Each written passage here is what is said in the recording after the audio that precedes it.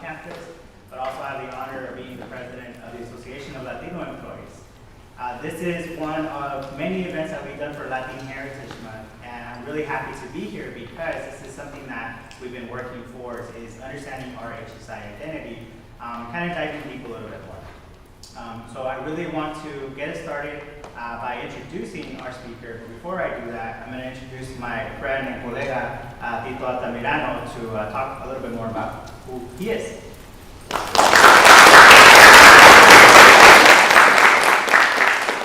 Bring this down a bit.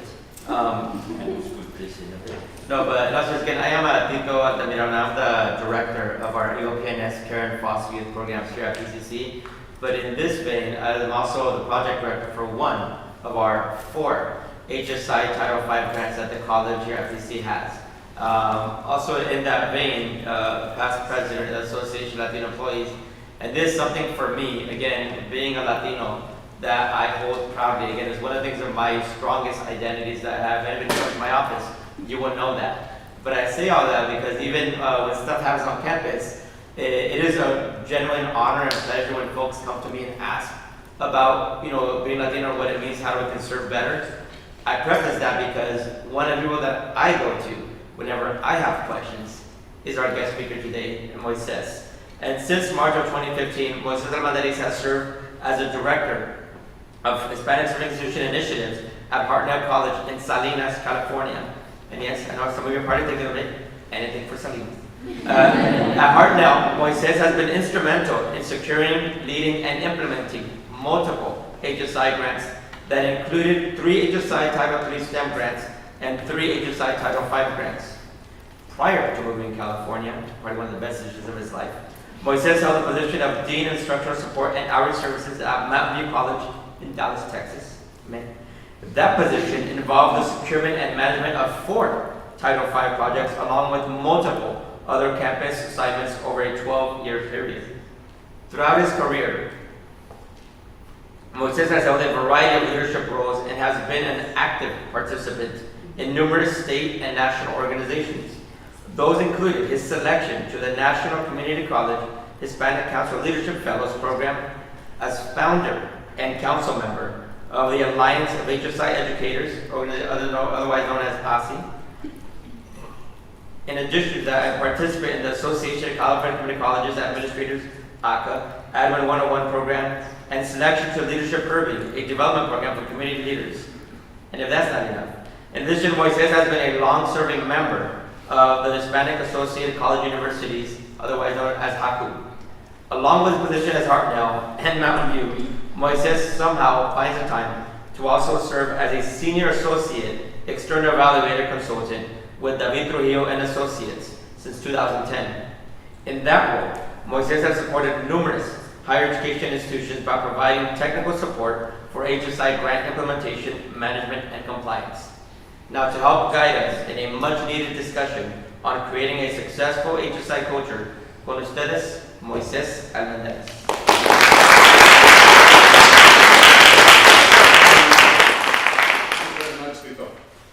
Oh man, what an incredible pleasure it is to be here with here at Pasadena City College. I've never been here before. This is my first time this morning. There you go. Yeah. Normally, well, as a former school teacher, they say don't even give him the mic. He's loud enough at the S. But in this case, I will use it because it's a large room. But yeah, what an incredible pleasure to be here. What a beautiful campus. Everyone here should be very proud. I've had the opportunity to visit a lot of campuses over my years, and there's a lot of them out there. But this one, wow! I think this one is starting to rank up there as number 1. It's a beautiful campus. I even told people jokingly earlier, I said I think I want to come to work here. Maybe someday, right? As Tito said, my name is Moises Almadariz. A little bit about me, beyond what Tito already mentioned. I haven't been doing HSI for quite some time. In fact, I believe, I can confirm this, I believe I'm the longest serving HSI director in the nation. I started in 2003. In fact, my boss right now at Hartnell, the current president of Hartnell, he actually is an old friend of mine, and I had a hand in recruiting him to come be my boss, by the way. He wrote that grant in 2002. and then reached out to me and said, do you want to come run the Title V grant? I said, what's a Title V grant? He said, it's a Hispanic Civil Institutions grant. I said, yes, okay, yes. I didn't know. This was 2003, it's a long time ago. We didn't know then. I said, well, sure, but I don't know how to do that. And he said, you'll learn it. You'll figure it out. And that is really kind of why we're here. We're learning, we're figuring it out. But it's been 20 years ago that I remember starting at a campus. This was in Dallas. And it was a center similar to what Tito just showed me, the FYE Center. I think most of you probably are familiar with it. It was establishing the Gateway Center for Learning back then. It was a computer lab. It was installing Wi-Fi. It was really basic things back then. That was our first HSI grant. That was my first experience. And so since then, 20 years later, we're doing some crazy stuff with HSI grants now, and it's cool. I really enjoy it. This has been, and I'm really looking forward to where this is going, because I think we're just, to some degree, we're just getting started. And a lot of it is very personal to me, and I'll go into some of that detail shortly. It's very personal because, like many of you in the audience, me, Tito, and a lot of others who work here went through the same scenarios. We may have not been quite as prepared when we started college. And we wondered, it's like, well, was this for us? I bet there's a lot of you here probably said, is this for me? And you questioned it. We were there 20 years ago and longer. That was for me, was back in '89 when I finished high school. Everybody else going to college, so am I. And I'll tell you a little bit more of that story here in a second. Along with 20 years of HSI work, I'm also, as people said, a senior associate for David DeVito. Just because we've been in this so long, we'll pick up a lot of knowledge. And now schools like Pasadena City College and others invite us over and say, look, tell us what you know. Consulting is great because people will, as one colleague of mine, one former colleague of mine said, people will pay you for what you know. It seems so simple, but it is very true. Because you begin to learn so much information that it's much easier for somebody else to say, hey, you tell us what you know and guide us. And so part of that is what I do on the side. Right now we're working with about 10 different colleges, at least personally. David works with several others. He's got several other associates, but right now I do about 10 different colleges aside from my full-time work. So I stay quite busy, a lot of flight miles, but I enjoy it because, as I was telling people last night over dinner, if I have at least a little bit of influence over students at Pasadena City or at Reedley College or San Jose City or at other colleges, if even a decision that I made or at least an idea that I left behind at those colleges impacts students there, then to me that's a huge reward for me because it goes beyond just the college or the college that I work with. And a lot of it is personal to me because I experienced a lot of these challenges. And so we really enjoy what we're doing, and I don't doubt a lot of you do as well. So let me move forward, because I know we've only got about an hour and a half at the most. Let me engage you real quick. Similar to what I was getting into right now. Show of hands, and we'll get some feedback too. How many of you, when you were, let's go back to high school, you have to think back a little bit. How many of you had parents or siblings or others, caretakers, that prepared you to go to college? In other words, they guided you through the selection process of university or college, whatever that may be, took you on campus trips, they helped you complete all the appropriate paperwork, they prepared your financial aid packet, all of those different things. They worked with your high school counselors, get you on that college pathway, but more importantly, they also said, you don't worry about finances, we got you covered. How many of you had those parents, guardians? Show of hands. Exactly as I expected. I didn't either. So what did you do? You figured it out, right? This is what being an HSI is about. Because most of us, and we hear about equity, we hear about all the different things we're hearing about, diversity, equity, inclusion, all the different things we're hearing about right now. It's really because of some of these challenges. It wasn't our parents' fault, right? It wasn't our family's fault. They just didn't know, they hadn't experienced that. But when we got there, at least if you were back in my years, there weren't a lot of supports either. that were ready to say, hey, you're not quite prepared, so let's send you to the EOPS office. Let's send you to that office. Let's send you to this office. It wasn't that. You followed along with every other student, and you just figured it out. In fact, I was telling people a story, a personal story of mine, that I don't share very often. I probably should, and this is probably why it's personal to me. My goal was to go straight to the university out of high school. I did, just like every other student was saying. They talked about financial aid, I remember that, and I thought, okay, well, I don't have any money, my parents don't. So I assumed the way they're talking about financial aid, that means for us, so that'll cover my tuition, right, all my expenses. So I enroll to the university, I do all that. This was in the spring. Back then, you had to do pre-registration in the spring so you could get ready for fall. And I get over there in the spring. It's a 3-hour drive away. I'm excited. I'm in my little troquita, and we're up there, and I'm like, all right. So get on my class schedule, get dormitory set up, all of that. The last person you see is the business office person. And they're like, okay. I remember the question, how are you going to pay for this? I said, well, financial aid. And she says, very nice lady, she says, well, yeah, I covered about half of it. But how are you going to pay the other half? I said, I don't know, that's what financial aid is for. And she's like, are you serious? She thought I was joking. She said, are you serious? Yes, I'm serious. I got about $20 in my wallet if that's what you want. But I got to get some gas to get back home. You know? So, and she's like, well, do you have a credit card? Again? I was like, what? A credit card? No, I don't have a credit card. I don't got any money in the bank. Why would I have a credit card? And she's like, oh, well, in that case, just call your parents. They'll put it on their credit card. They got less money than I do. I said, how are we going to? No, there's no credit cards in our household. We don't even know what that is. And she was like, well, let me go check. I think she found about another $300 or $400, but it was still quite a bit more. I said, I think I still owe about another $1,200 for that term. And I said, she came back and said, look, we just can't do anything. So I left. I left there with my schedule that didn't exist anymore. And 3 hours on the drive home, I thought, well, what do I do? I'll have to get a job.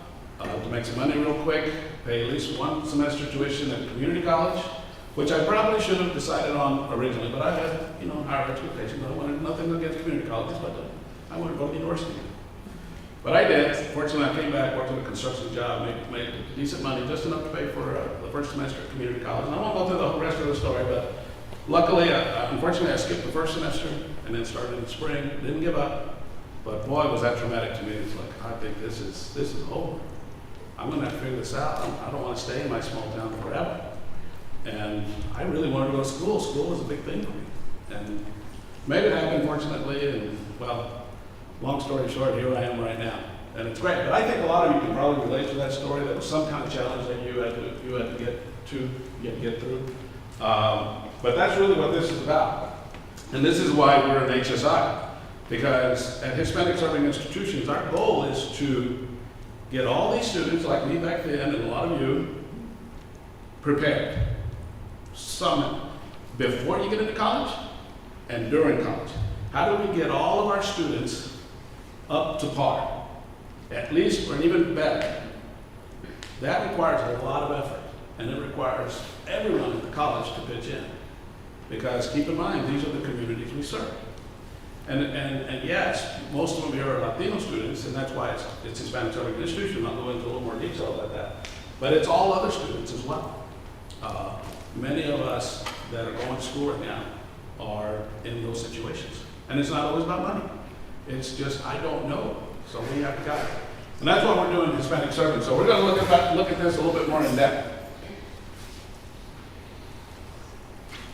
Let's talk about your demographics real quick. This is last year's actually, so it's probably grown just a little bit.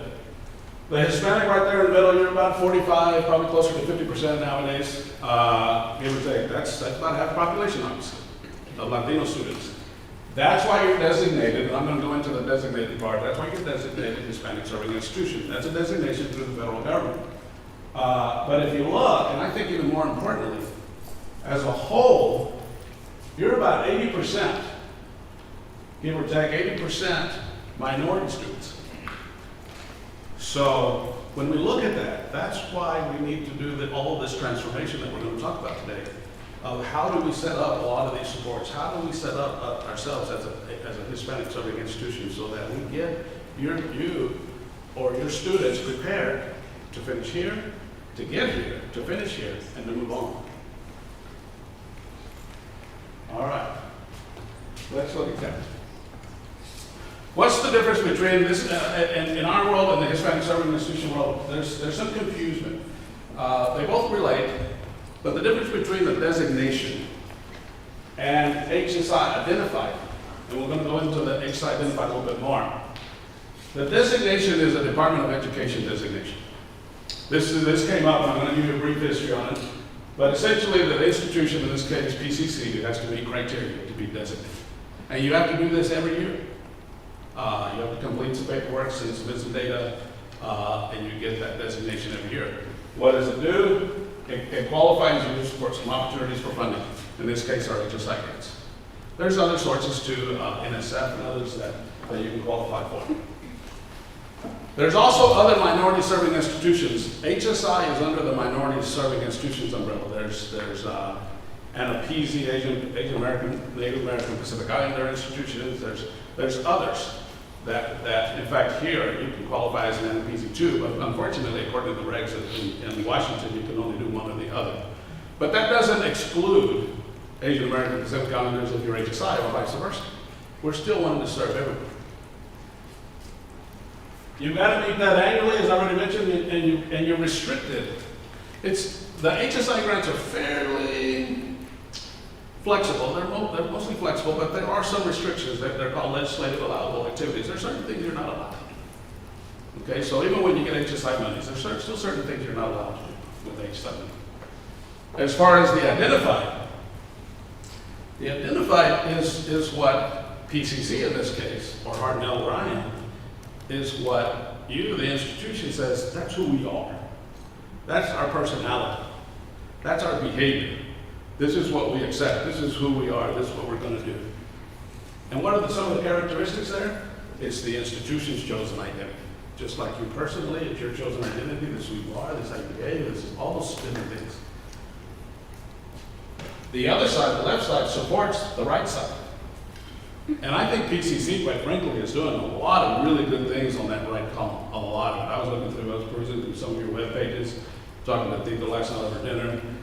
You guys, PCC is really one of the leaders in HSI world right now. You may not realize it, but you really are. But there is a lot of work to do at a lot of these institutions. You consider equitable structures for all institutional funding sources. At the highest levels here at the institution, whenever we're talking about funding, all the institutional money from the state, local grants and such, this HSI needs to be considered in how we establish that. What are the needs based on who? The students here. What is it that they need? What kind of supports? Do they need computers? Do they need labs? COVID was a real good test for this HSI stuff because we had to shut down immediately and start figuring out within the next day how are we going to support these students. That was really a good test for HSI. So we got to serve all students with an emphasis on the largest population. Now, I don't want to create any conflict here, but it is Hispanic serving institution. Why? Because if you go back to the demographics, that is still your largest population. But the supports, everything that we support in HSI, really help out all students, quite frankly. It's not meant to alienate anyone. It's supposed to help everyone. But the fact of the matter is, colleges, universities that are HSIs, or not, it's still a funding, it's still a business, and we've got to get funded, and we'll get into a little bit about the Chancellor's funding formula. When you look at the equity-minded Chancellor's funding formula, it's about that. They're going to measure how well Latino students do, how well other minoritized students do. It's part of that, so it's tied to funding. So it's going to make us accountable for that. And it identifies itself openly to the community it serves. It markets it, it communicates it. It says, this is who we are. We're a Hispanic serving institution. There's a lot of that already, but I think we can always do more. And it's unrestricted in what we can do as an institution. I love this. This is on your HSI page. I copied and pasted. This is on, who wrote this, Nito? Was it you? Beautiful. This is good, because this is really what we wanted to talk about. And without reading the full thing, but I highlighted the things that I wanted just to mention. Embracing its identity as an HSI. What do you mean embracing? Do we give it a big hug? Sure. But it's accepting it. It's saying, yeah, this is who we are and we're proud of it. What is your mascot? I meant to ask Tito earlier, I didn't even catch it. What is your mascot? That was last month.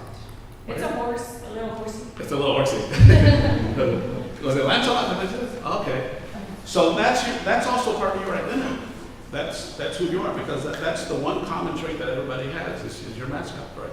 And you probably wear some swag that has that and such. But this is similar to that in some regard. We're an HSI. We're proud of it. How do you know? Look at a lot of the t-shirts some of you are wearing, the Somos PCC. In case you don't know what Somos is, we are.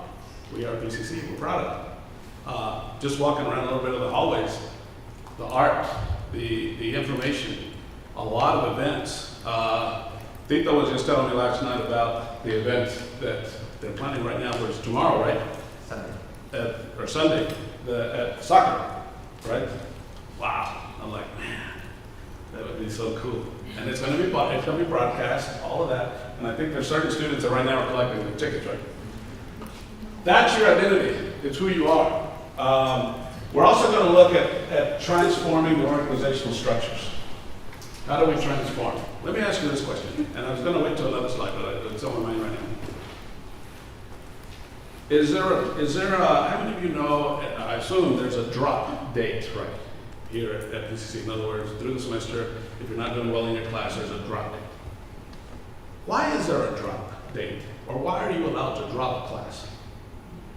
Why? Think about that for a minute. Somebody, some time ago, years ago, in higher ed said, hey, well, let's let students drop. Why?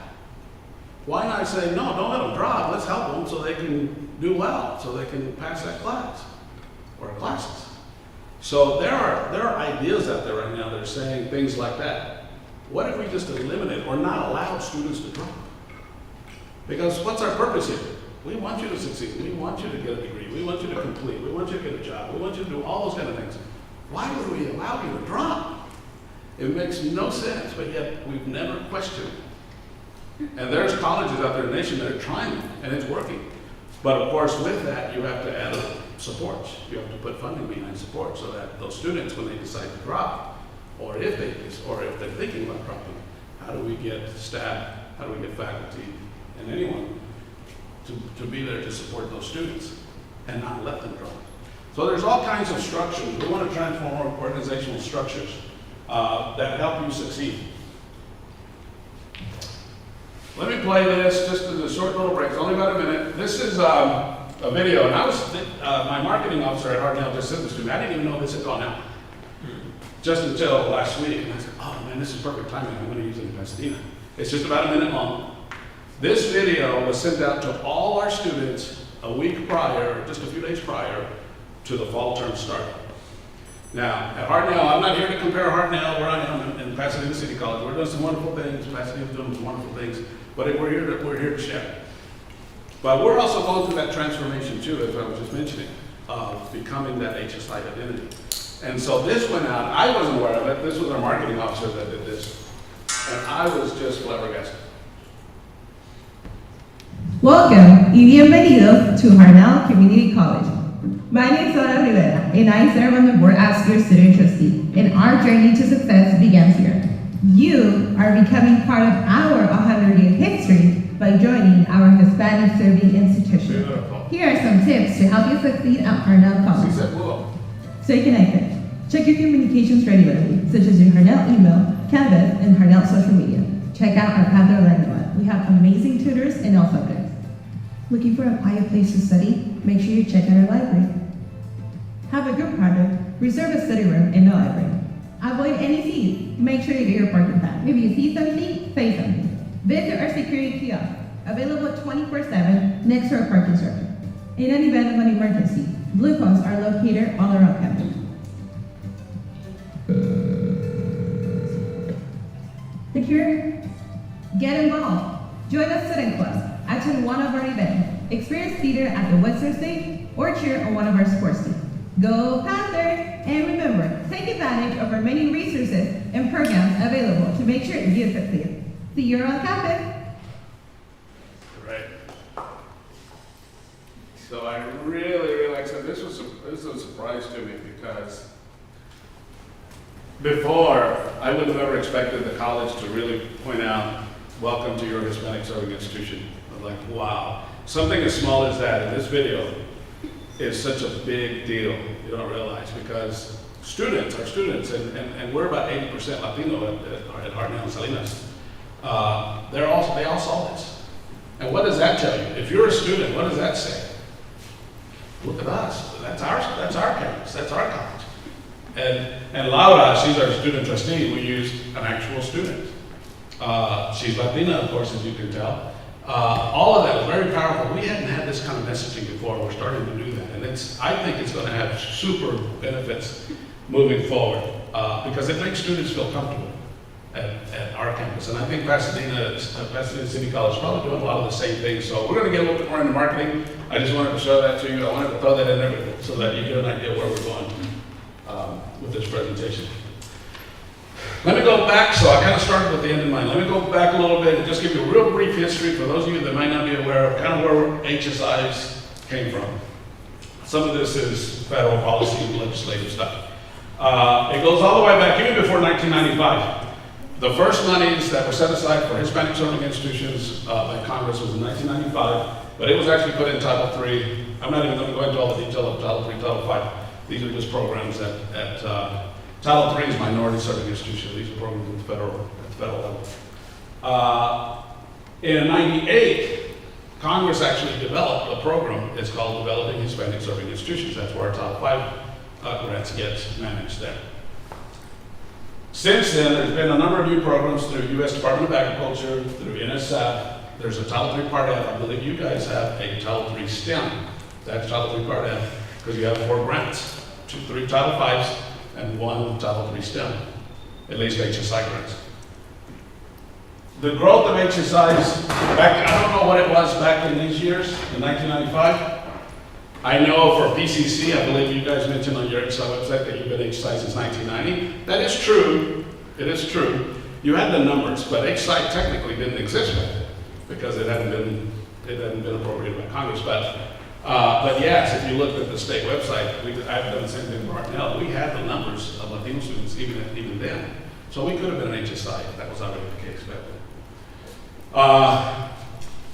Right now, and I think these are 21, 22 numbers, 572 HSIs across the nation. I think it's a little closer to 600 now, I believe, according to HACU. And funding, while that looks like a lot of money, 12 million was in the first year. It's up to 414, a little bit more now. That seems like a lot of money, but think about all the HSIs across the nation. That's still a very small drop in the bucket. I mean, it's very small. So we get our grants, we get these sort of things, but we still need, and there's a lot of advocacy efforts in Washington and Congress through HACU, really pushing Congress people to add more money to the HSI coffers. Because who does that help? It helps PCC and every other HSI across the nation. And the bullet that I really wanted to concentrate on, why were they developed? They were developed to increase resources at institutions like PCC that serve large numbers of Latino students. Just as we saw, there's about 50% Latino students here. But that was what it was created for. Now they do it through grants, competitive grants. But we're starting to do a lot more creative stuff with the funding.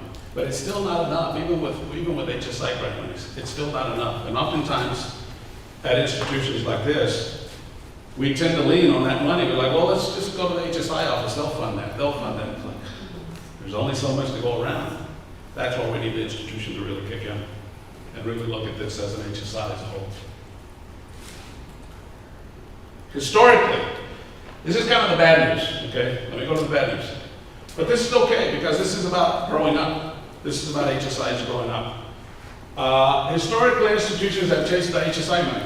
Back in 2003, in the early years of HSI, yes, there were a lot of colleges and universities that said, look, we just want that money, that's all we want. We didn't really care about our students. We didn't really care what it went for. We just want the money because we could do some other stuff with it. And there's been a lot of misappropriation of monies along the years. And I've been to some of those institutions. It's really sad because it's meant to support Latino students and get them to succeed. But unfortunately, some institutions are like, well, we'll do something else. I mean, I could share some crazy stories about where some of this money has gone. But that is what it is, but we're growing from that. Oftentimes, the HSI grant proposals get developed by a single department, by somewhere, not that anybody is low on the totem pole or anything like that, or low on the organizational chart, but oftentimes it becomes like STEM. Again, nothing against STEM, but it gets put down way down in the organizational chart, really low. So it doesn't have a lot of importance, at least at the institutional level. Historically, we're changing that. Institutions tend to place HSI grants. Well, I already covered that. They get created as special programs. Here in California and at the national level, you've heard of TRIO, EOPS, a lot of these are wonderful programs. They have really high success levels. But oftentimes institutions think, well, an HSI grant, we can just design it as that, like a cohort program. Those are great, but it makes it challenging to institutionalize later. And when I say institutionalize, to sustain it, to keep it moving after the money dries up. Nothing wrong with the cohort programs, but what we're trying to do is get an organizational transformational culture going so that everybody gets for the long run. Oftentimes they are perceived to serve only Latino students. Well, that is the emphasis, but it's not just for Latino students, the HSI and the HSI needs. So it really is to build systemic systems that will serve all students and benefit all, because in reality, the institution is trying to increase the success of all students across the board. Okay? And as I just mentioned earlier, it makes it difficult to institutionalize. And some of you that may not know what the institutionalization is, again, it is to sustain, to keep going. If it becomes a cohort program, again, as I just mentioned earlier, it's after 5 years of a grant, it really makes it challenging to keep it going, because when you go to the funding table or the business office, the funding source, yeah, they've got to prioritize other different things, athletics, arts, a lot of other different things. So institutionalization is a very complicated process, but it's part of what we're trying to do, so that if you build systemic systems, they're easier to institutionalize later. All right. So we're going through this transformation. It's happening. I think we've still got a little ways to go. But things are changing. We're focusing on the development of the institution as a whole, entirely, across the board. Now it takes more time, it takes more funding, it takes more people, but it can happen. And I think that's where grants and HSI start to work on. We're aligning HSI funding to support the institution's strategic equity efforts. Equity, I don't know the history of equity, but it's been fairly recent, and it's now a really powerful term. And a lot of that, I think we've probably all been to sessions where they've described equity, not to go into all that detail, but it's become that. To me, as I've told my institution, equity and Hispanic serving institution, they really do go hand in hand. It's really a lot of the same. And when you build equity efforts, strategic equity efforts, you're going to impact the institution, the Hispanic serving institution, and all other students. Developing or redesigning systemic efforts, I've already mentioned. The long-term sustainability I was just talking about, I'm going to rush to a couple of these because I'm going to get to a couple of slides that are more important. I'm going to check the time. Utilizing HSI grants to support a culture that is representative of the students they serve. All students, as we've already mentioned. Equity structure that support the Chancellor's Office funding formula, I just touched on this a minute ago. And focusing on a student-ready institutions. I mentioned this, I can't remember, years back in another presentation, a colleague of mine took it, must have gotten his attention, and he's been using it in his presentations, this student-ready institution. Hispanic serving institution grants. While we think, okay, those are for students. True, but not completely. It's really more about the college and getting the college ready to serve the students. So when you look at it that way, the other cohort programs, they focus on students. They focus on like the TRIOs, the EOPS and such. Those are great. But HSI grants focus on the institution. How do we train our staff? How do we train our faculty? How do we build our structures? How do we build And I'll give you some examples such as dual enrollment, such as AB 1705. How do we build those systemic structures with HSI in mind? Because that helps everyone. This is some language from HSI grants, the competitions, we call them competitive preference priorities. This is what they want us to sort of concentrate on as a whole. But I just wanted to look at some of this language, particularly those things that I highlighted in red. Underserved students and creating a positive, inclusive, and identity-safe climate. Even the program office, what I call the program office, the HSI program office in Washington, at the Department of Ed, even they are transforming as we speak. They're seeing this. They're saying, what's happening out there? How do we change the language in our grants so that you have more flexibility, more power to create Hispanic serving institutions, to create effectiveness for them? So all of this is kind of happening before our eyes right now. And again, this is why we're here. So you get a better idea of well, what is happening. It's not just happening here at global level. It's happening at international scale. So how do you develop it? As I mentioned early on, you at PCC are doing a really wonderful job. I really do believe PCC is, again, one of those top 3, 5 maybe institutions across the nation that I think is leading those efforts. Is there room for improvement? Of course. There always will be. It's just like an athletic team. There's always room to improve. And if I may, I added the Hispanic Serving Institution underneath the logo. I think it already exists, and I think people said there's another logo, and I didn't find it earlier, so I didn't put it here, but I just wanted to note that out, that we added the Hispanic Serving. I hope I don't get in trouble with the marketing. Send me the bill if I have to. Leadership. So what does the institution do as a whole? Whether you're the president, whether you're the vice president, whether you're deans, faculty, all the way down to students, staff, even custodians. What do we do? We can do things such as be members of these national organizations. These are leading organizations for HSIs. And if you don't recognize them, HACU, Tito mentioned ASI. I'm very proud to be one of a handful of founding members of ASI. ASI is the Alliance of HSI Educators. It's a big conference. How did that get started? Me and a gentleman by the name of David Trujillo, who I work with, we were actually somewhere down in South Texas going to a college down there. And he asked the question, he just asked me and said, hey, I'm getting a lot of questions on how do we run these grants. I said, yeah, I mean, you and me both, but I'd like to know a little bit more myself. He said, but how do we get everybody together? I said, we just do that. Let's just get everybody together. And he had about, I don't know, probably about 20, 30 clients that he was working with. I said, invite all the clients that you have, figure out a spot. At that time, he lived in Albuquerque, New Mexico, and I said, figure out a spot that we can meet there. And I think it was a community college in Albuquerque. And he sent out the emails, and it just so happened, emails got out and invited a few others. There wasn't all that many HSI grants at the time. I think there were about 100 people in attendance at the first. We didn't call it LC, it was the Title 5 Best Practices Conference. But that developed over time, eventually got a board, or we call it a council. Now, I think at the last conference in San Francisco last March, I believe they had to close registration because the hotel was not big enough. And this year, a shameless plug for IC, this year it's actually going to be in Monterey. So sign up, but don't expect HSI grants to pay for everything, okay? Ask your own departments and divisions, right? But that's IC, and when you get involved with it, Excelencia is our data experts in Washington. They have an office in Washington. They cover data that is HSI relevant.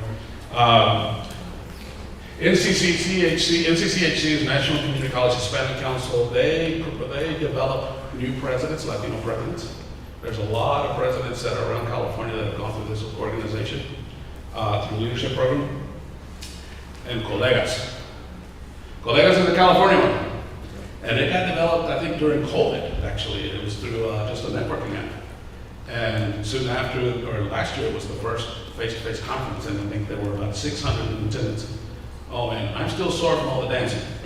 That was fun, but don't get me wrong, no, the sessions, the keynote speakers, the guest speakers, all that was incredible. If you get a chance to go to Colegas, because it's just around the corner, November 1, 2, and 3, I believe it is, something like that. Watch, everybody's going to want to sign up. But it's here in Long Beach, so for you, it's not too far. But that is an awesome conference. We learn, we share. of what we're doing, and it's all community colleges, so it's others just like us. It's very powerful. You need to check it out if you haven't, if you're not familiar with it. Integration and commitment of HSI and every language into institutions' mission vision. I believe PCC is doing some of that, or has done some of that. There is a lot of equity language in the strategic planning. That's where it starts, because that is the college's plan. And so if it hasn't, I think it's about to, because I saw some language that it looks like it's about to happen. So, creation and support of the strategic planning committees, HSI. I have a committee, we call it HSI Leadership Team in Hartnell. We get together every other week for an hour. We just kind of scan the college, see what we need to do. We start planning new grants, all those sort of things. So, and we're also part of the strategic planning team for the college. So everything needs to be connected. Board development priorities are always important, of course, because they're the ones that make the decisions at that level. And adoption of equity-minded guidance through Achieving the Dream. Those of you executives in here, deans and others, are probably more familiar with Achieving the Dream. These are consulting groups, national consulting groups that are doing a lot of good equity work. They're there to guide you. We're doing that right now. We're doing Achieving the Dream, and I believe we're looking at Complete College America and Excelencia at the moment. Okay. In fact, I'm responsible for doing the Seal of Excellence. Seal of Excellence is a recognition. I believe they just announced the most recent colleges, universities that were awarded the Seal of Excellence. We're going to go after it this year. Requires a lot of data. What they're saying is, are you being intentional about what you're doing with HSIs? So, hey, if there's awards for it, get them. I know the executives love to have those recognitions, but I think it really creates an identity for you. All right. How am I looking on time, Tito? We're good? All right. Host HSI relevant speakers. One thing I've done with convocations and some of the events that faculty oftentimes are there, the entire faculty group's there, and in some cases for us, all the entire college is in attendance. I get involved as an HSI person, and we help select the speakers, usually because we have some money. I say, look, if we bring in somebody that's relevant to HSIs, we'll cover it, and we'll throw in some food, we'll throw in this and that. And usually it doesn't take much to twist the institution's arm to say, all right, we'll do that. And of course, that's where some of that begins. And one thing I really do want to highlight is these DEIA state mandates in HSI language and job postings. I really want to tell you a little bit about what we did here. There was a group of people that actually were involved with colegas, some of the leaders from colegas, that took the initiative to do what's called cluster hiring. You may have seen it up there. Cluster hiring actually has been around for some time, but it's coming back. It's getting a resurgence. It's a way to diversify your faculty, your staff. Cluster hiring, essentially, in a nutshell, is you post a number of positions, whether they're, in this case, faculty, with criteria that is DEI-centered, DEI-centered. Well, we had a presentation from a couple of people from colegas, and they were making this presentation for us at our cabinet meeting. And I thought, wow, this is really cool, but we won't be able to post a number of faculty positions because of the cost of that. And I think everybody's aware, it's just, it would be too costly. I said, however, I look over, I remember the vice president of HR was sitting next to me and said, why don't we do this language, and that has particular language for this, why don't we do this language for all of our positions? Why wait to do a cluster hire? Because that may not happen anytime soon. So let's do this for all of our positions. And she looked over at me and she goes, you're right. Let's do this. So we started integrating language, Hispanic institution language, and DEI language into all of our positions just recently. We did this work over the summer. I was part of the administrative job descriptions. They were faculty for faculty, of course. And the staff are also doing the same thing. So we integrated this language so that as we go out and search for positions, we're looking for that experience. Rather than, or in addition to waiting to hire them and then training them, let's go ahead and get them already experienced and good in the hiring process. Right now, we still want to keep training, right, on DEI processes. But in this case, what we did, and this is the criteria before, let me just give you a comparison. Before, There's a mandate from the state that says you still have to have a diversity statement in your application. Ours was just that. It just said literally, in our application, it said diversity statement. The applicant could write, I think it was a limited word, I think 200 words on a diversity statement. And quite frankly, serving on some of these search committees, I would look at these diversity statements and you could tell they were just copied and pasted off online. It was so simple. And candidates were just saying, yeah, okay, well, we'll just copy paste that and put that in there. And yeah, I believe in, students of color, and it was real basic principles kind of stuff. Well, that didn't get us anywhere. It didn't really filter out anything. So we put this criteria. For our managers, for our administrators, they now have to they have to describe these 4 areas every time they apply. The moment they submit their application, they have to answer those 4 questions up there and provide examples of all that, which is, it's legit. Now you're getting real answers of real experience. And it doesn't matter really what ethnicity, what color they are. It's about their experience and what the experience that they bring. So this is really cool. We're really excited about this, and I think a lot of institutions are going to start picking this up. I won't go through all of it. Faculty did the same thing. Of course, theirs is a little more relevant to teaching and learning in the classroom. They did the same thing. So every faculty applicant, full and part-time, has to answer these 5 questions and provide examples of each anytime they apply for any more positions. Our staff are going to do something similar. They're still working on theirs, but I think this is great. Some institutions have started to institutionalize this, but they're doing it as cluster hours. And that's fine too, but we're going to do it for everyone, all positions.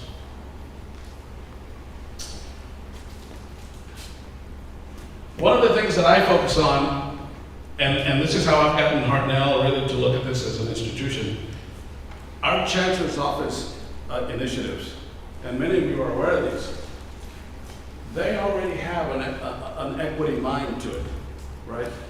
Dual enrollment. PCC is doing a lot of dual enrollment, I believe. One of the first projects, even before I was at Hartnell in my college in Dallas, we integrated a full early college high school on campus. So there were 400 high school students on the main campus. They identified space, and they would take some just high school courses and some dual enrollment courses. It was incredible. But long story short, it was painstaking. The college, a lot of the people at the college were pushing back on us and all that.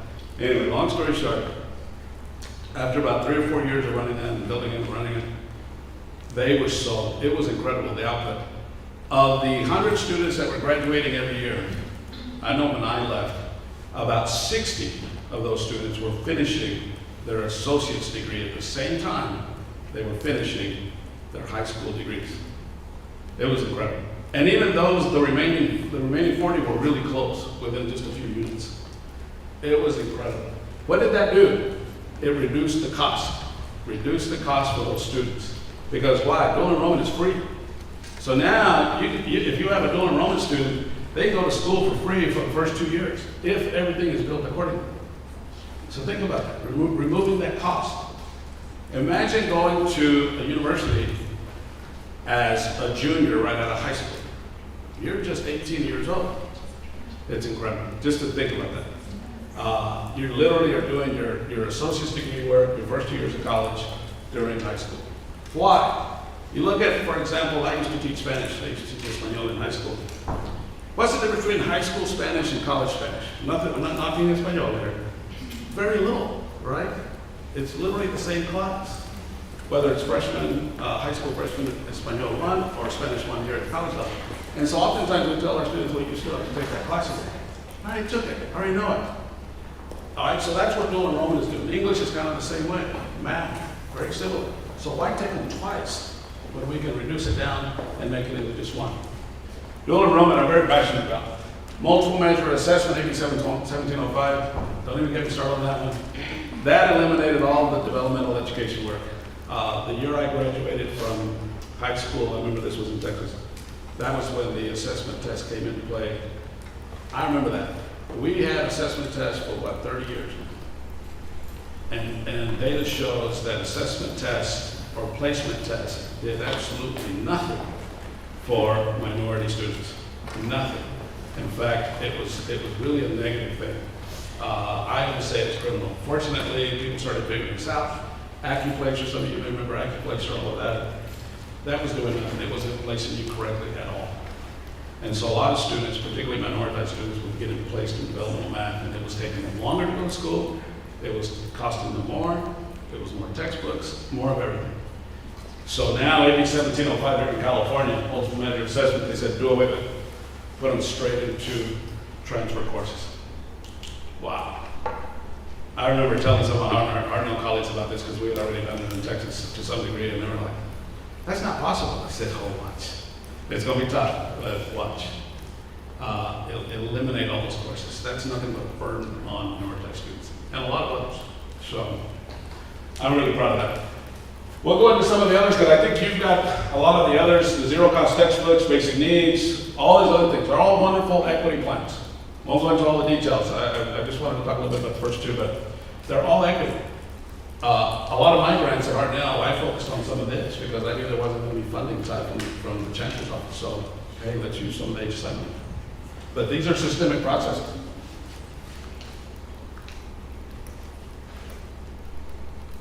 I may skip this one. Why are we living on time?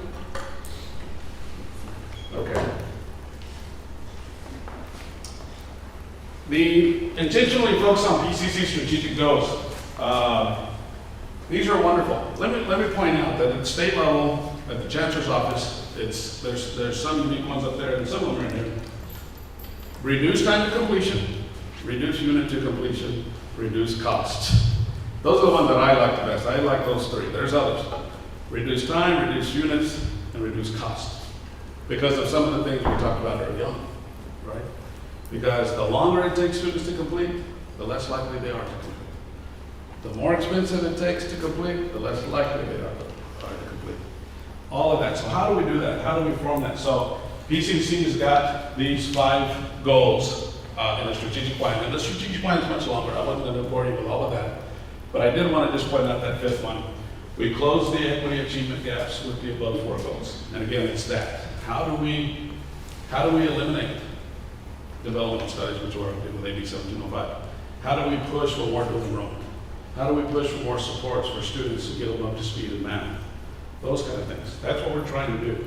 And PCC is in the right direction with all this. I ran across this on your website. I just wanted to highlight some of the language that I was mentioning earlier. There's a lot of equity language in some of your strategic plan. So really exciting because there's a lot of colleges who don't. We still haven't focused on this.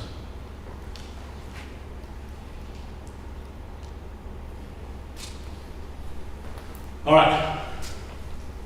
Somebody told me one time, they said, all right, enough about me. What do you think about me? No, I'm just kidding. This is my position. Tito mentioned, talk a little bit about your position. I was one of the reasons I went to Hartnell is because I found out through the RC conference, actually, because somebody had told me at one of our RC conferences. They said, hey, Hartnell College out in California is going to be looking for a director of HSI admissions. I've been there 8.5 years now. I know of just one other position. There was one other person at Channel Islands, at Cal State Channel Islands, that had that position, or at least that title. And I saw that, I thought, wow, that's really right up my alley. I really want to do that. And that's really essentially what took me to Salinas, California, from Texas. Why? Because it showed that Hartnell was dedicated to creating a little bit larger emphasis on HSIs with a position. What does that role entail? This is me. This is my role, big picture. Provides that leadership oversight of existing and future HSI units. How important is this? Because this helps create more of this identity, this larger picture. It adds that leadership component. There's some wonderful people that are leading the HSI grants here right now. But having a office, I think, adds that extra power, adds that extra position or office that shows that the institution is committed to being a Hispanic serving institution. Because now you have that leadership. We're at the table, if you will.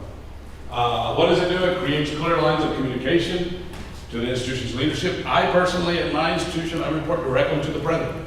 Not that it has to, but it prioritizes that position so that there is communication straight to the president. So fortunately, I do know our president. I've known him for a long time. But even before, I was at an open door to the president's office and also to the executive leadership cabinet at the college. So when I need to present, when I need to bring something to the table, an HSI grant, anything of that sort, I usually have an open door for me to walk in.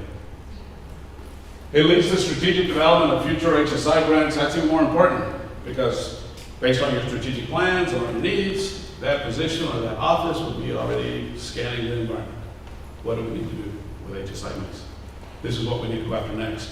People ask me, in fact, we were just in a meeting, I walked in on Tito, we were in a meeting in the HSI Leadership Network meeting that's several of our HSI directors around the state. And they saw me walk in, and Abby, one of our colleagues at Chabot, she said, what do we need to be focused on for HSI grants next year? I was like, we're going to find out because we're about to go to a couple of conferences, Haku particularly. And there should be some of our federal officials there, and they're going to start mentioning some of the rhetoric. What do we focus on for next spring?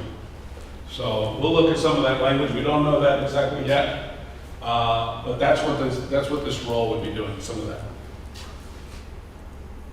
We collaborate and engage all, and I emphasize all the campus constituents and HSI activities.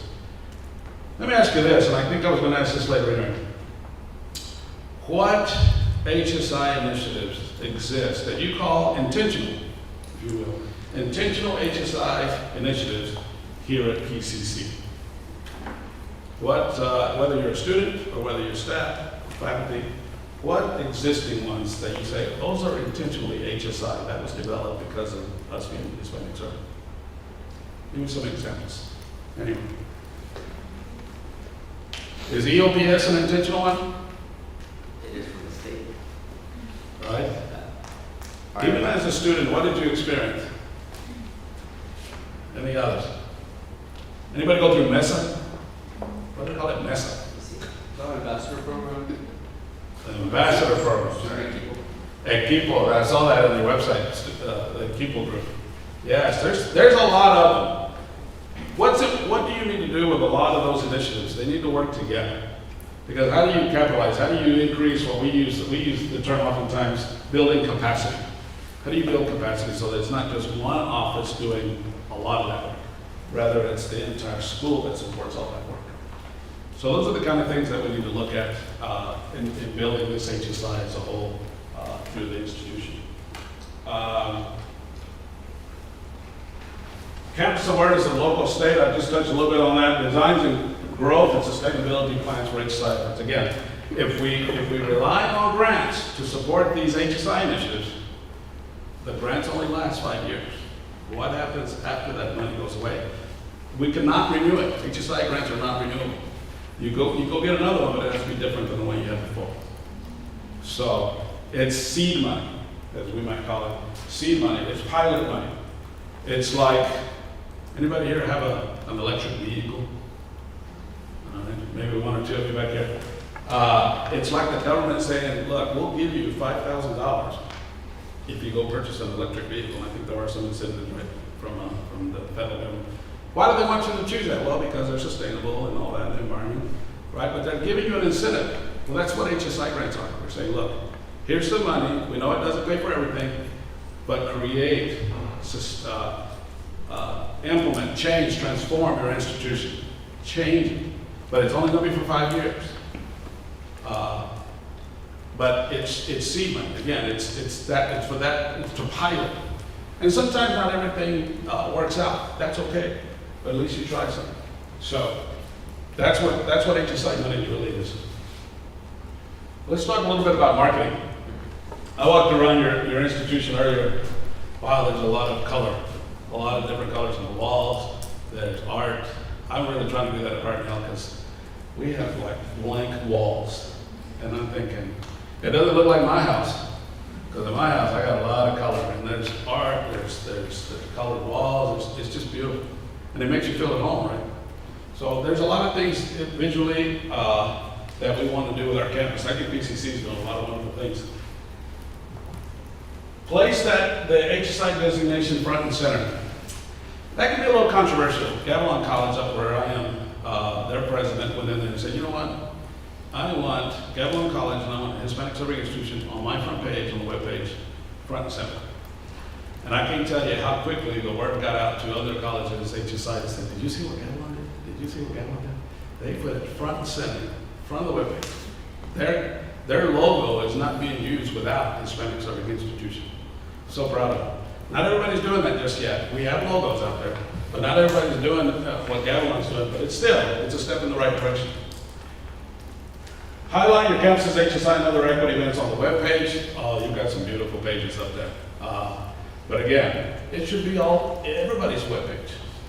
Not just one, not just the HSI, the divisions, the campus. Even your landing page, actually, your home landing page looks it has a very Latino flavor to it. I've noticed, just the colors. It's beautiful.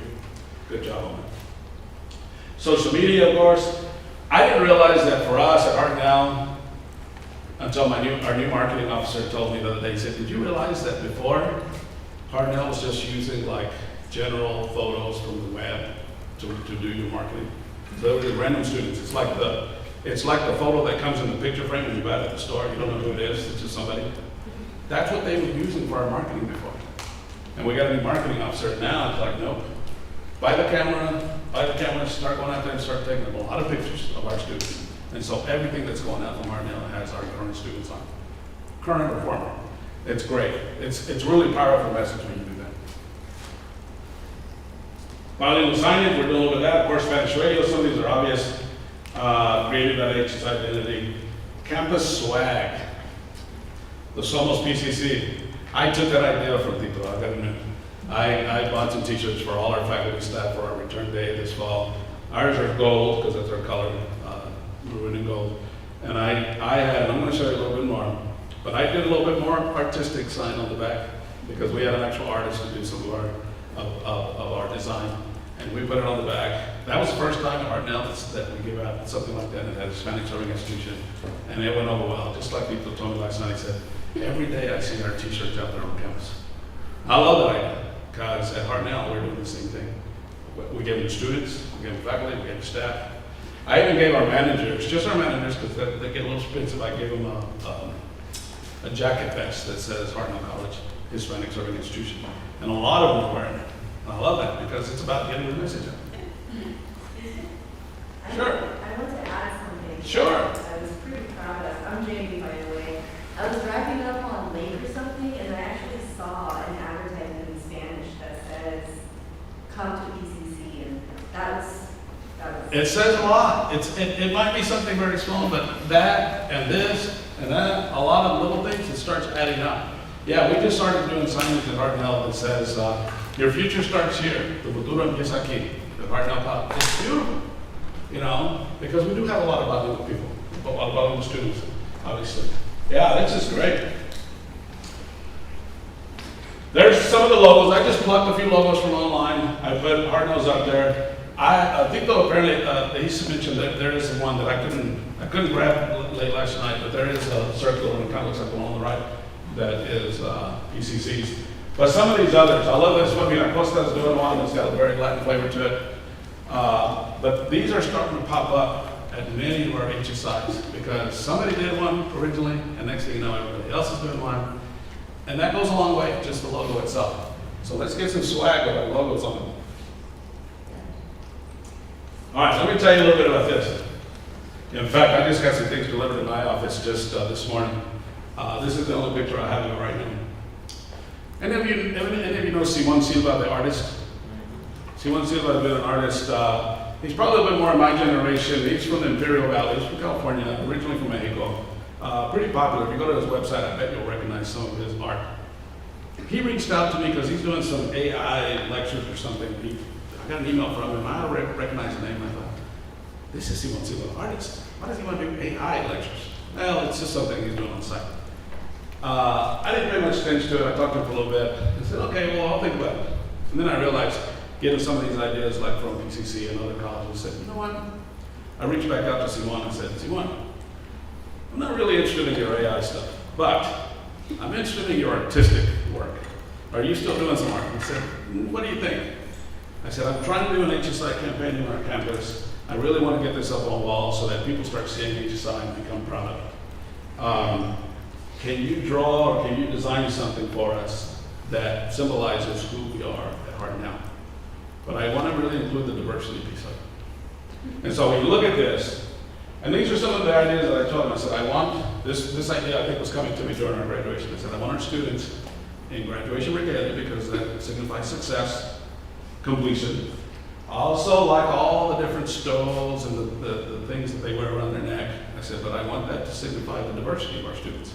For example, the African American one, the, ¿cómo se dice? Yes. I'm thinking the Talavera. It's not Talavera, that's the other, that's the Padre. Yeah, but you get the idea. The LGBTQ swag, and apparently you found out that the Asian Pacific Islander, theirs is a red color. Though we made the students diverse, but the entire image, and including the butterflies, what do the butterflies signify? The dreamers, the DACA students. But the entire image, when you go look at Simon Silva's art, I said, make it look like your original art. We want that Latino flavor. So it looks that way. So that's our main interest in the campus, our logo's up there. But I said, we want to make sure we put Hispanic serving institutions down below. So here's what we're doing with it. We just received some canvas prints. They're pretty large canvas prints. We're going to put them in a lot of the high traffic areas around our campus. We're going to put this big picture, not as a mural, but it's like a wall covering in our student center. So it's loud and proud. Put it up there. Add some color to it. We've got a number of other things. We did a different design. He did 2 designs for us. He did this smaller version. It's similar to the original, but smaller. We put that on the back of our t-shirts that everybody's walking around. The students they prefer the black t-shirts like the ones you guys are wearing right now. Our faculty staff said they wanted to go, so that's fine. So we got 2 different colors, but this is on the back of those t-shirts. So we're really trying to do a marketing campaign on internal around the college, utilizing Simon Silva's artwork. And it's getting around. People are starting to be proud. Same time, they were getting upset with me because it's like, when is it coming in? When is it going out? It's like, be patient, take some time. You know, there's still business office affairs and things of that nature that I need to work on. But, so we did a lot of that. And so we're working on that, but I see a lot of this also here. And quite frankly, I took the idea from PCC and I thought, I'm going to do something myself at Art Now. That's how we're transforming our institutions. All right, I better start wrapping things up because I want to leave some time for Q&A. I think most of you already know a lot of this. In academic student affairs, there's a lot of work we can do with HSIs, but let me highlight the one in yellow. How do we eliminate processes and policies that, we have to look at it that way, as an HSI. How do we eliminate things that have barriers to completion, such as, we were having a meeting with UC Santa Cruz, they're a partner of ours, they're close by to Salinas, and the chancellor was there for UC Santa Cruz, and we just opened up the question and said, look, what can we do to get more students to UC Santa Cruz? I said, all right. One thing that's been on my mind for some time, and it's part of that AB 1705, removing the developmental math, but we also require a lot of prereq courses. And think about, why are prerequisite courses established? Those of you in the sciences are probably are impacted by prereqs a lot. If you get into a certain science, that science class is saying, you need to take this class or that class before, so that we make sure you're prepared. Yes, there's a lot of value to that. But that also adds cost, that also adds time, that also adds another book, that also adds a lot of those things that we're trying to remove. So how do we look at that? And when you go look at a UC, and nothing against UC, they're a wonderful school system.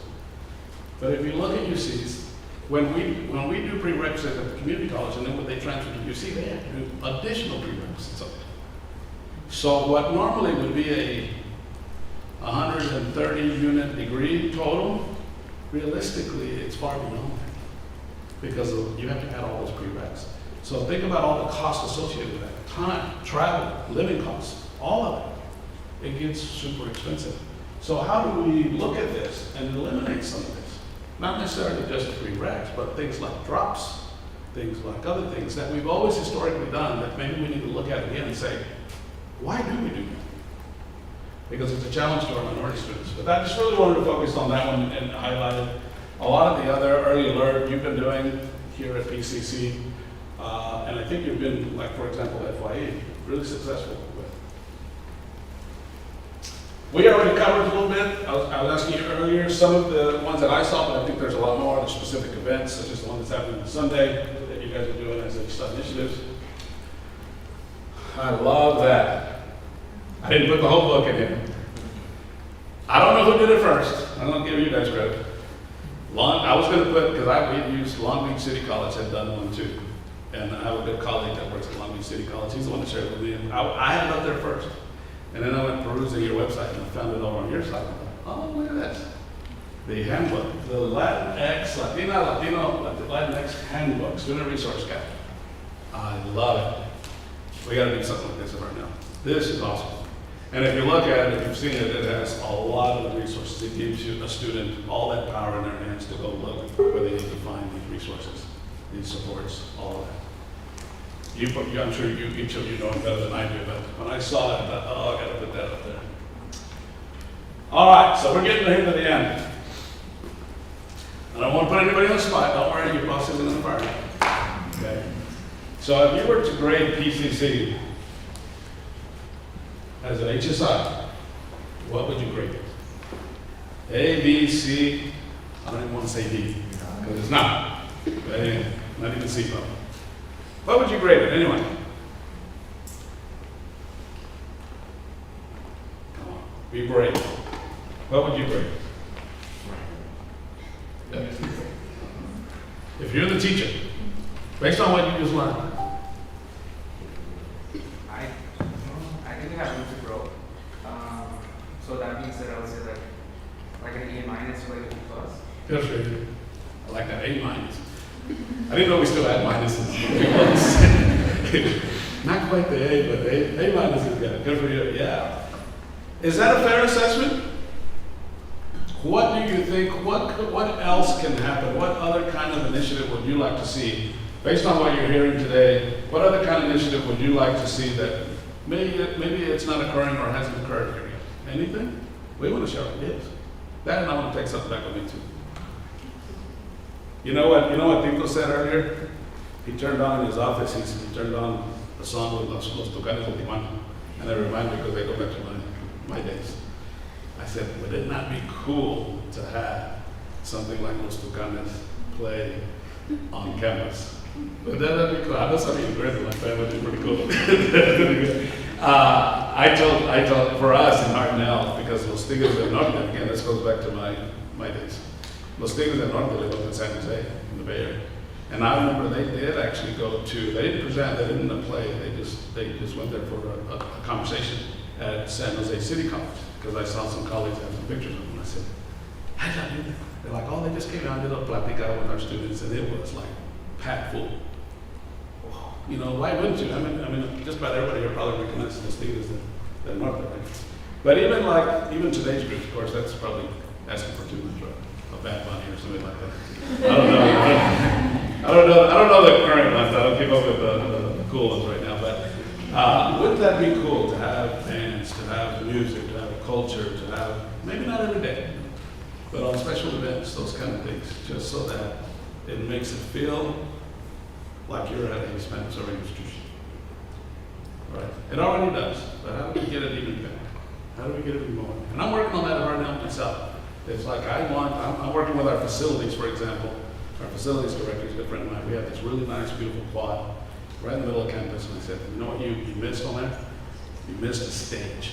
We need a stage with a top on it, plug-in ready, electricity, all that, so that when we do bring in a band, let's just plug them in, let's just start cranking them out. Tito, you mentioned something yesterday, a cumbiaton. Oh man, this guy's got all the ideas. A cumbiaton. Right out in the middle of our plaza, I was thought about that. I want that.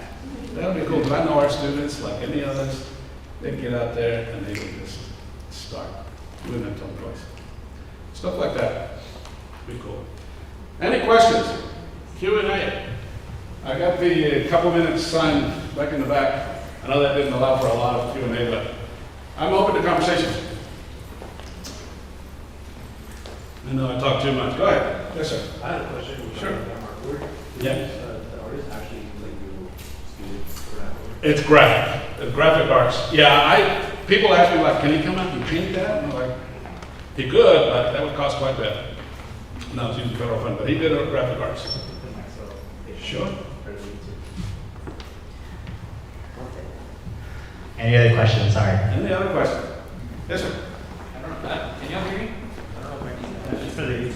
Oh. Alright. So, with like changing demographics, right, in like the United States, specifically in California, like how do you see HSI grants or like campuses identified as HSI move forward as we increase like Latino student population or like just change demographics in general in the U.S.? A lot of ways, but the first thing that came to my mind, students. Students have the most powerful voice of anybody on campus, literally. And I say that with 100% confidence. Students. One of my goals at Hard Now is to really get our students more involved. Naturally, we have a lot of part-time students, so it's hard to keep them there to really get involved, but I want to increase engagement of our students, keep them on campus longer, because we know there's data that shows that the longer students are on campus, the longer students are doing sport programs, the longer students, the better results of them competing. So students have to get more engaged, be part of activities around campus. But who can lead those? Faculty, staff, managers. We're pushing on, what I'm pushing on with our executive leadership is, look, can we pay our staff, our faculty, our managers, whomever, to sponsor clubs, organizations, so that we have a lot of that engagement, so that we try to meet all the diversity of our students somehow or some way, because we all have some sort of talent. But yeah, I think it really comes down to our students. Just like in things like the Black Lives Matter events, a lot of that, it was young people, folks. Young people, you are heard more than you believe. It's incredible. We can sit up here and talk, some of us are the original gangsters, as somebody called me one time, I didn't know what that meant. Of HSI. But when students get up and speak, and they start asking what they're looking for and what they need and what they want, things start moving quickly, especially at the high levels. So students, focus on students. We all have to do our part. Everybody, faculty, staff, managers, this is an institutional effort. Everybody has to do a little bit extra. I realize we live in a state that is bargaining units, there's unions, those sort of things, and there's limits to what we can do, but frankly, we all have to do a little bit extra. We all have to do something outside of our comfort zone, outside of our regular responsibilities, because our students need that. Because everyone here who was a student is like me when I tried to go to university and wasn't able to pay. You know, there wasn't a lot of HSI back then. But in order for us to get higher, in order for us to keep succeeding, in order for us to really increase those success rates, we all have to do a little bit more across the board and get our students engaged more in college and in their activities here. Yeah. Good, wonderful question. Thank you. Any others? All right, I know it's getting late. I'm trying to look in the back, but the lights are shining here, so I can see. But thank you for those of you. Yes, back in the back. Well, you actually answered what I was going to ask on your opinion about more support for student-led leadership, because clubs is one of them. I was part of SHIP for a while, and one of the things that I noticed, a lot of us couldn't afford to go, and PCC provided funding for it, which was amazing, but we still struggle because a lot of us have to work, or we don't have the money or the time. And so I think that what you pointed out on more support for clubs that support Latinos would really. It's that campus life, it's the campus activity, it's the keeping them here. It just creates it. For me, again, not to go into the long story or anything, but when I finally did get back into community college, somehow I ended up on the track team. I wasn't a runner. It just so happened my oldest brother, had gone on the track scholarship before I did through that same college. And I happened to run into the coach like the first week I was at community college and said, hey, you need any help? I wasn't a track person back then, as you can probably tell. And he said, you know what? I usually have a student assistant. I haven't found one. If you want to, it's yours. And it turned out, that decision, that question, turned out to end up paying most of my college. In fact, I ended up getting a scholarship to go to university on a track scholarship, and I never ran it. But I learned how to coach, and I ended up being a school teacher and coaching track and field and cross country afterwards. But the point I'm trying to make is it got me involved in something. It got me involved in athletics at that point. But it could be anything else, whether it's art or anything else. It gets you involved and it keeps you here. Because we all have something that is of our interest, right? And so, yeah, student involvement, campus involvement. Let's go back to create these colleges, institutions, and what they were as far as campus involvement. A lot of activities, a lot of different things. But it takes a lot of effort, it takes a lot of work, and it takes a lot of money. But everybody doing a little bit adds a lot. So that's really the biggest message. Thank you. All right. If there aren't any other questions, thank you so much for having me. I appreciate it.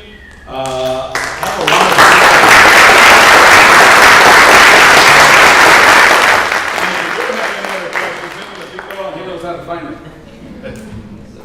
Thank you so much, Moises. Let's give him another round of applause.